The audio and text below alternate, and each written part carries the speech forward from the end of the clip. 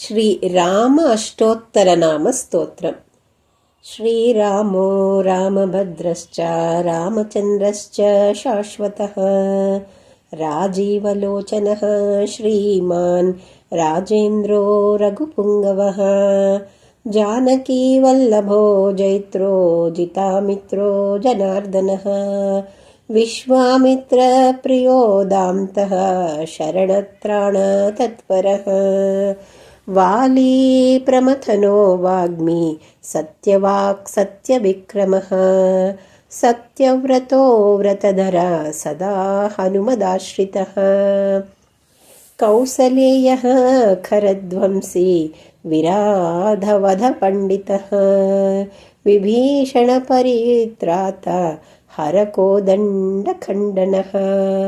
सप्तताळप्रभेता च दशग्रीवा शिरोहर जामदग्न्या महादर्पदळनस्थाटकान्तकः वेदान्तसारो वेदात्मा भवरोगस्य भेषजम् दूषणत्रिशिरो हन्ता त्रिमूर्तिस्त्रिगुणात्मकः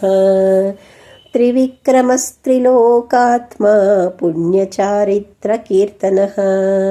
त्रिलोकरक्षको धन्वी दण्डकारण्यकर्तनः अहल्याशापशमनः पितृभक्तो वरप्रदः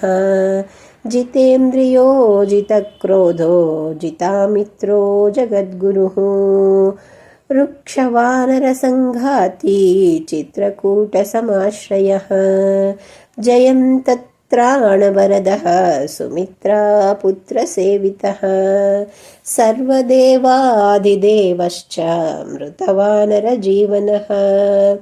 मायामारीचहन्ता च महादेवो महाभुजः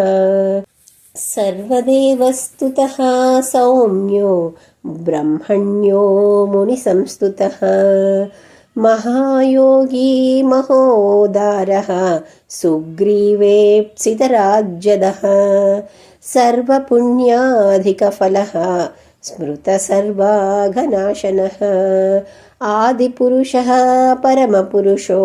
महापुरुष एव च पुण्योदयोदयासारः पुराणपुरुषोत्तमः स्मितवक्त्रो मितभाषी पूर्वभाषी च राघवः अनन्तगुणगम्भीरो धीरोदात्तगुणोत्तमः मायामानुषचारित्रो महादेवादिपूजितः सेतुकृज्जितवाराशिः सर्वतीर्थमयो हरिः श्यामाङ्गः सुन्दरः शूरः पीतवासा धनुर्धरः सर्वयज्ञाधिपो यज्वा जरामरणवर्जितः विभीषणप्रतिष्ठाता सर्वावगुणवर्जितः परमात्मा परब्रह्म सच्चिदानन्दविग्रहः परञ्ज्योति परन्धाम पराकाशः परात्परः परेशः पारगः पारः सर्वदेवात्मकः परः। अधिकश्लोक श्रीरामाष्टोत्तरशतं भवतापनिवारकं सम्पत्करं त्रिसन्ध्यासु पठतां भक्तिपूर्वकं रामाय रामभद्राय रामचन्द्राय वेधसे रघुनाथाय नाथाय सीतायाः पतये नमः इति श्रीरामाष्टोत्तरनामस्तोत्रम्।